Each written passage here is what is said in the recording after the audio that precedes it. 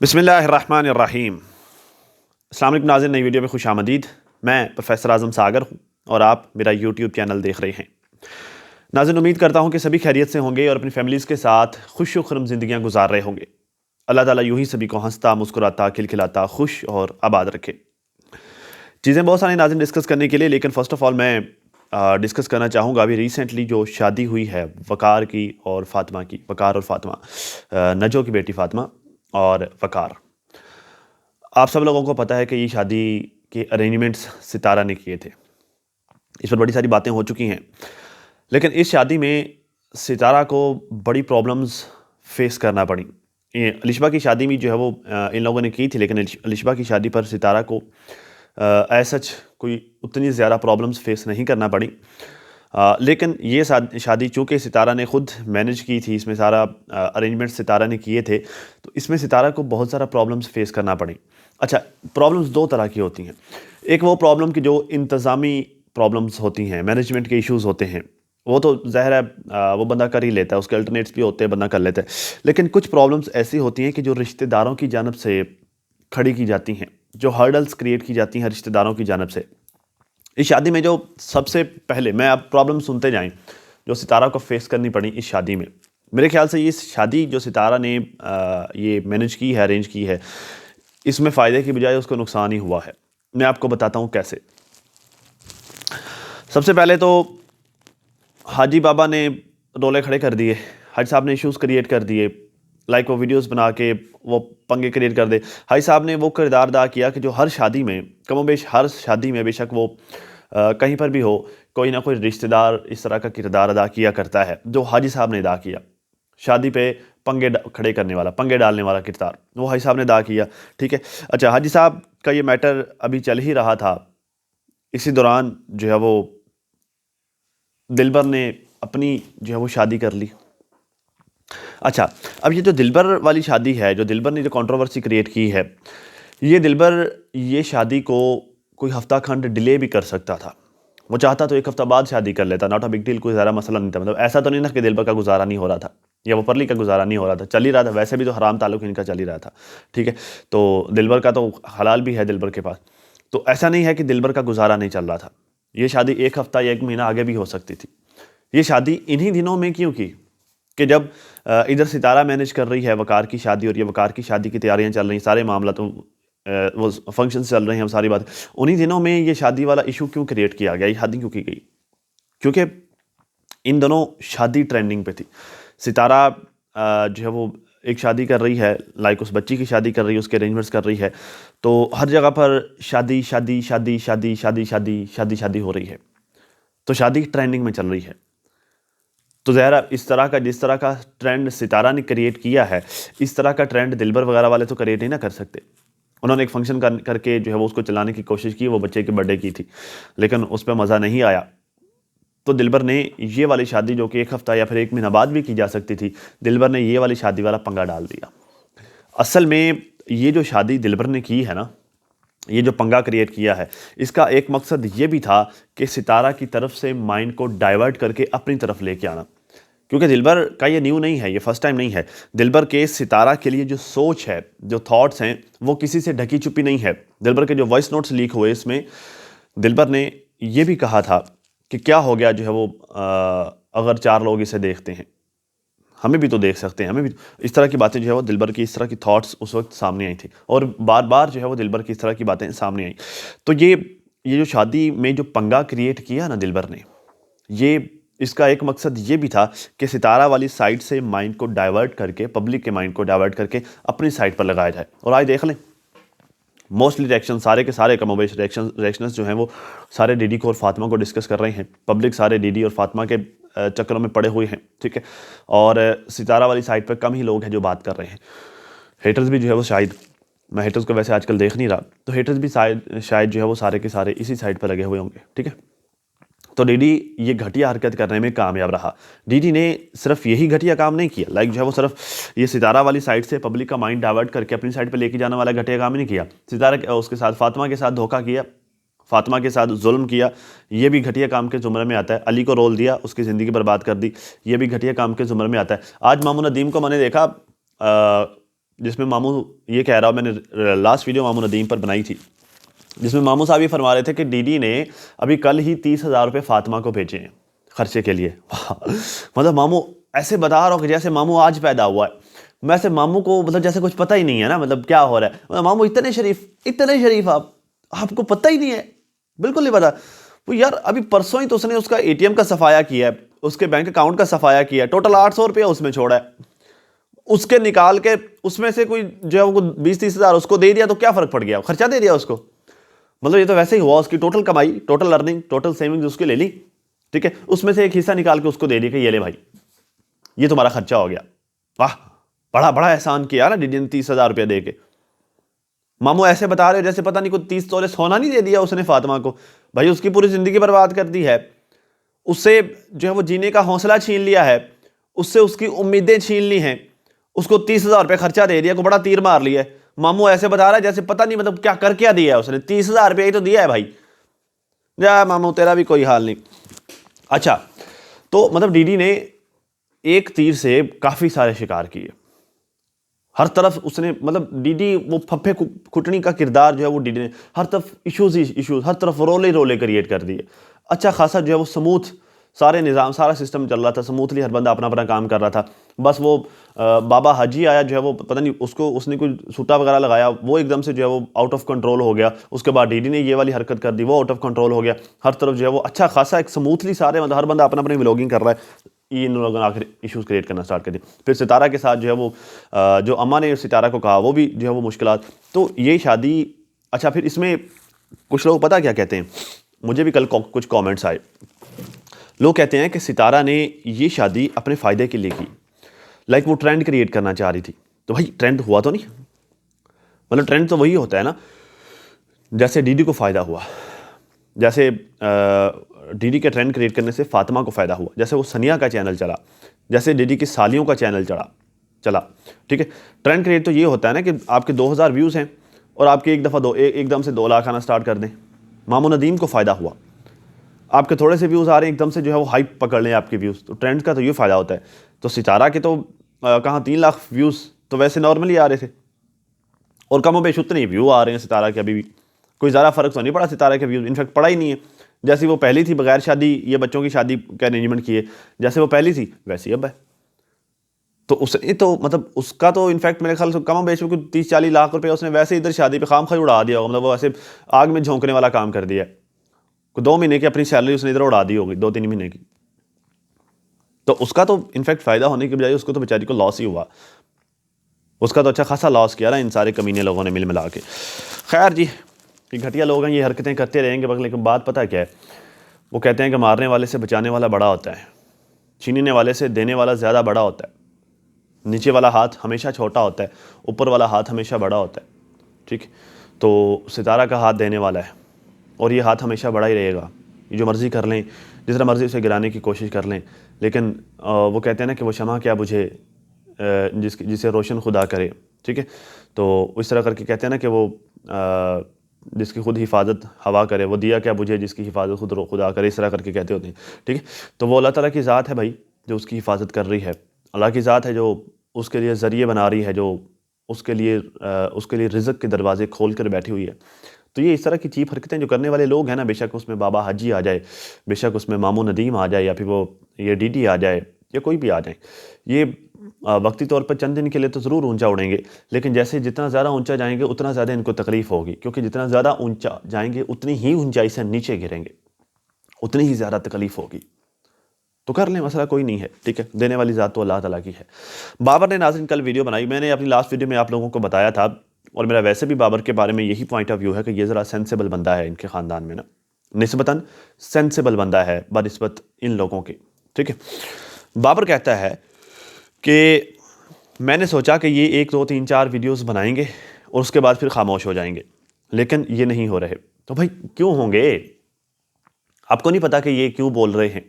ख़ास तौर पर अगर मामू नदीम की बात की जाए तो मामू नदीम का तो बनता ही नहीं है बोलना। वो क्यों बोल रहा है? क्योंकि मामू नदीम ने, जैसे शहबाज ने बताया कि अपना पहला चैनल पता नहीं कि 2.5 लाख का कह रहे थे कि 28 लाख का कह रहे थे, 2.5 लाख का होगा यार, 28 का कहाँ होगा। तो अपना बड़े वाला चैनल तो मामू नदीम ने बेच दिया।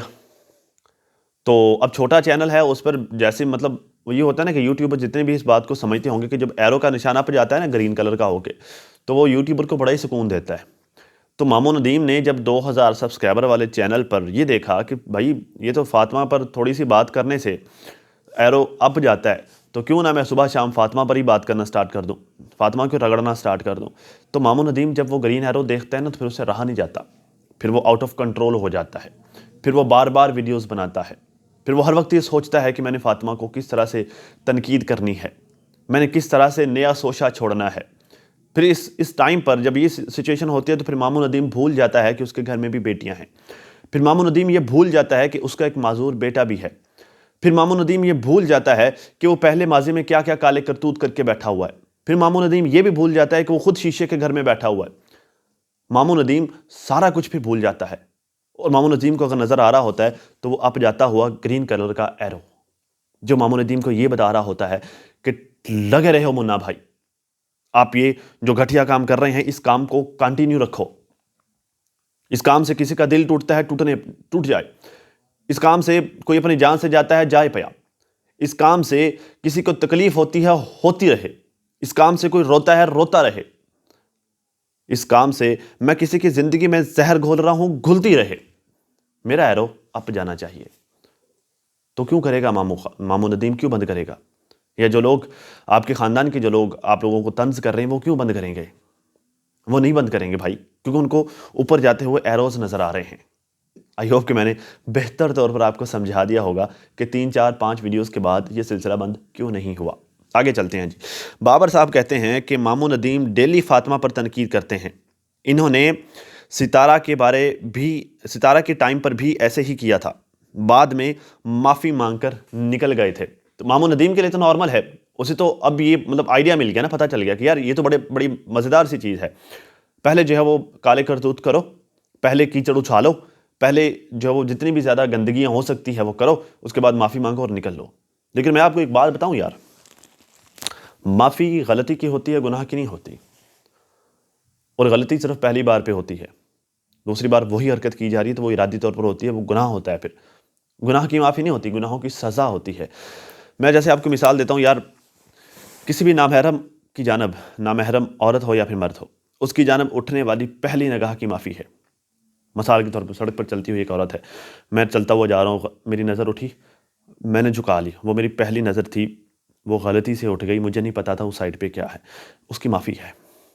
लेकिन मेरी नज़रें उठी हैं और फिर मैं उसको उसके घर तक छोड़ के आया हूँ अपनी उसी नज़रों के ताक़ुब में, वो गुनाह है। पहली नज़र उठी थी, मैंने झुका ली, लेकिन फिर मैंने दोबारा उधर देखना स्टार्ट कर दिया, तो वो बार बार वही काम किए जा रहा हूँ, तो वो गुनाह है, वो गुनाह के ज़ुमरे में आएगा। पहली नज़र की माफ़ी मांगने पर माफ़ी है, उसके बाद मैं जो कर रहा हूँ ना, फिर उसकी सज़ा है, क्योंकि आंखें फाड़ कर देखना भी आंखों का ज़िना है।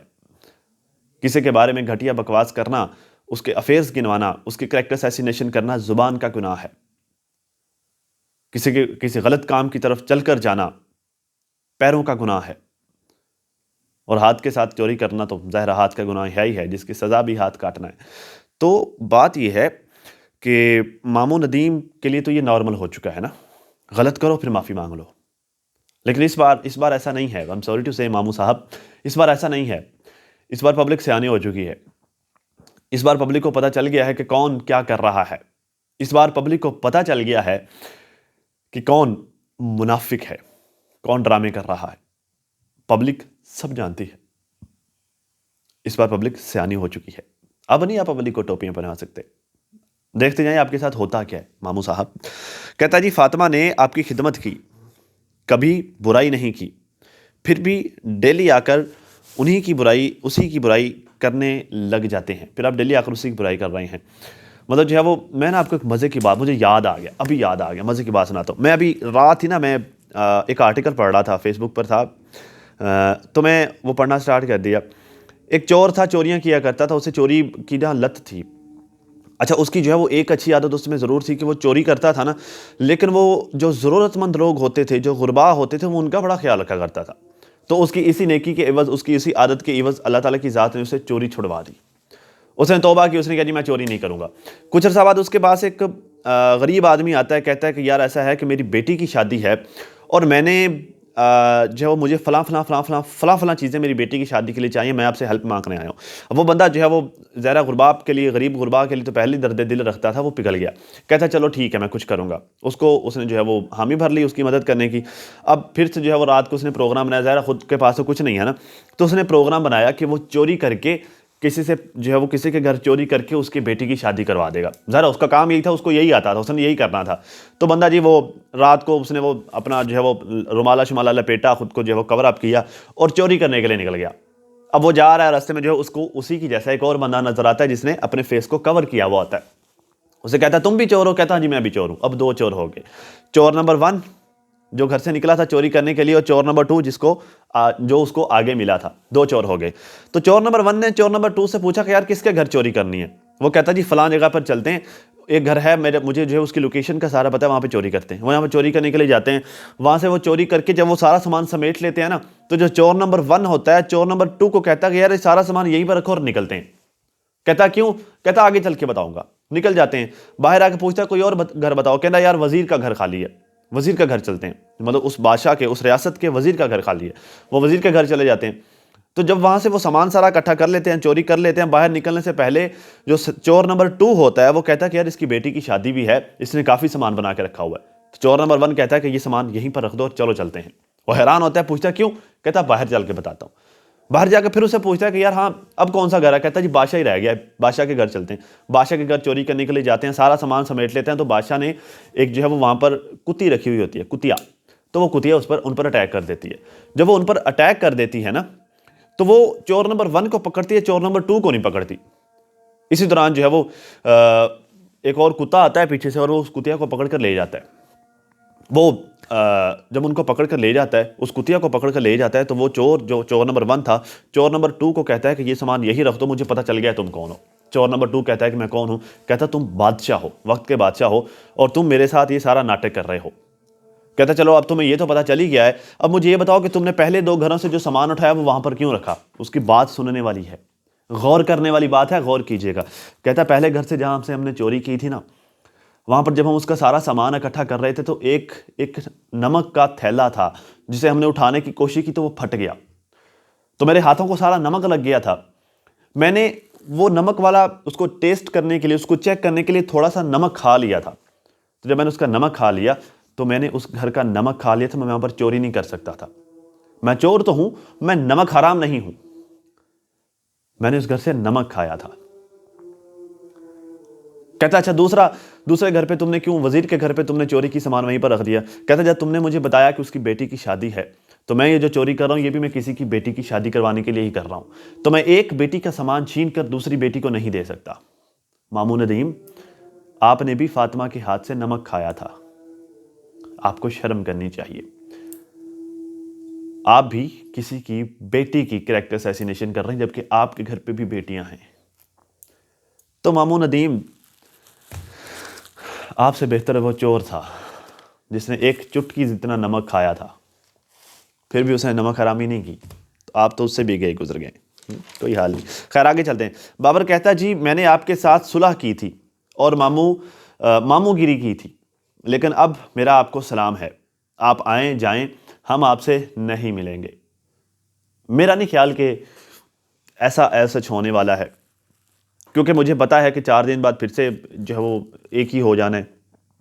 क्योंकि आप लोगों ने बाबर भाई, आई एम सॉरी टू से आपको बुरा लगेगा बट ये हकीकत है, आप जो है वो फिर से आपने एक हो जाना है। क्योंकि 4 दिन की चांदनी है, उसके बाद जब ये अंधेरा होगा तो अंधेरे में आप सबने फिर से मिलते जुलते रहना है। अभी चंद दिन पहले की बात है, आप सारे जो है वो एक ही घर पे बैठे हुए थे, सारे इकट्ठे गपशप चल रही थी। फिर ये उससे पहले आप सारे इकट्ठे थे, फिर सितारा वाला मैटर आया, आप सब अलग अलग हो गए, फिर आप इकट्ठे हो गए, अब फिर आप अलग हो रहे हैं, फिर से आप इकट्ठे होंगे। मैं आप लोगों को अलग रखने का ख्वाहिशमंद नहीं हूँ, ठीक है, लेकिन जो बंदा गलत कर रहा है उसको गलती की सज़ा देकर, उसके गलत काम की सज़ा देकर फिर बेशक एक होते रहो, फिर मसला नहीं है। अब कहता जी अब जो भी मेरी फैमिली को कुछ बोलेगा मैं उसे सामने आकर गालियाँ दूंगा। बाबर भाई मैं देखना चाहता हूँ आप गालियाँ देते कैसे लगते हैं। वैसे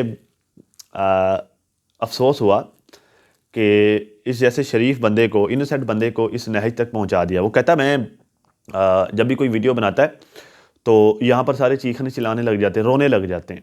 ज़हरा भाई वो दोनों बहनों को संभाल रहा है ना, उधर सुमैरा और मेरे को फातिमा बहनें हैं ना, तो वो कहता है सब चीखने लग जाते हैं, रोने लग जाते हैं, जी फ़लाँ ने वीडियो बना दी, फ़लाँ ने वीडियो बना दी। तो ये हाल है। मामू नदीम फिर उनको सपोर्ट कर रहा है। भाई चलें, उधर तो हो गई डीडी की जो थर्ड वाइफ है, छमिया नंबर 1, उधर तो वो छमिया हो गई, इधर फातिमा हो गई। चलो ये डीडी की दोनों वाइफ्स हो गई, दोनों बीवियाँ हो गई, ठीक है। चले इनका तो एक दूसरे के बारे में आपस में सोतने सोतने हो गए ना, वो सौका नाडा भी आता होता है, सोता नाडा होता है, पंजाबी में कहते हैं सौका नाडा, ठीक है। चलो वो सोतनों सोतनों की आपस में लड़ाई, तो चलो ठीक है, फिर भी कुछ हद तक समझ में आती है, चलो जी वो सोतनों की लड़ाई है, ठीक है। इधर से चलो डीडी भी हो गया, डीडी की दोनों बीवियाँ। भाई डीडी की सालियों को क्या काम है? बाबर कहता है मैं उनको भी गालें दूंगा बाएंगी तो भाई उनका क्या काम है? वो क्यों आकर बीच में टांग फंसा रही है? भाई तुसी की लेना है, थोड़ा की बनता है? भाई आपने जिस घर में बहन दी हुई है, आपको एटलीस्ट उस घर का थोड़ा बहुत हया होना चाहिए कि तो आपने बहन दी हुई है उधर, आप उसकी पहली बीवी पर, उसके खानदान पर बैठकर बकवास कर रही हैं। आपका बनता ही नहीं है, आप खामखा क्यों भौंक रही हैं? अभी आप क्यों ने भाई, आपका डीडी की वजह से चलो 4 व्यूज़ आपको आने लग गए हैं, तो आप खामखा वो डीडी के साथ हल्ला गुला करें, वो रोटी पानी उसके साथ खाएं, आउटिंग शाउटिंग पे जाएं, जी जीजे के साथ उधर गए, जीजे की जूती चुराई, जीजे का ये किया वो किया, वो कर करा के अपने व्यूज़ लें। आपको क्या जरूरत है जो डीडी की फैमिली पर अटैक करने की? और डीडी तुम तो यार हो ही बगैर था ना, तुम तो ना ही कुछ करो। रात एक सेशन कर रहा था, मैं गया तो मैंने वहाँ पर जाकर कॉमेंट किया, मुझे कहता है तुम ना बोलो प्रोफेसर, तुम चुप रहो। मतलब मैं क्यों चुप रहूँ यार? ये शहबाज को भी ऐसे कहते हैं, सारे का सारा टब्बर शहबाज को ऐसे कहते हैं तुम चुप रहो, तुम ना बोलो। तो कोई बोले ना, कोई बात ना करे, हम काले करतूत करते रहें, कोई हमारे बारे में बात ना करे, कोई बोले ना। और तुम्हारी तो वैसे डीडी गैरत पर वैसे ही ठप्पा लगा हुआ ना, वो सुम्मुम बुकमुन उम्मिन फहम ला यरजिऊन। तुम्हारी सालियाँ तुम्हारी बीवी के ऊपर जुबान दराजी कर रही हैं, वो बीवी के जिसने तुम्हें बच्चे दिए, जो तुम्हारी बच्चों की माँ है, उस बीवी के ऊपर जुबान चला रही हैं। तुम्हारा भाई आकर तुम्हें शर्म दिला रहा है कि देखो तुम्हें शर्म नहीं आती कि तुम्हारी सालियाँ उठकर तुम्हारी जो है वो पहले वाली बीवी के ऊपर बहतानबाजी कर रही हैं, बातें कर रही हैं, लेकिन तुम्हें शर्म नहीं आ रही, ज़रा सी शर्म। बीवी तुम्हारी की बेचारी की हालत माड़ी हुई पड़ी है, वो रो रही है, बात करते हुए कभी रोने लग जाती है, कभी कुछ हो जाता है, कभी कुछ हो जाता है। वो अजीब तरह का स्टेट ऑफ माइंड है उसका, अजीब सिचुएशन है, लेकिन तुम्हें शर्म नहीं आ रही। वो सुम्मुन बुकमुन उम्मिन फहम ला यरजिऊन, वो भैंस के आगे बांसुरी बजाने वाला सीन, तो फ़र्क ही नहीं पड़ रहा किसी भी बात का।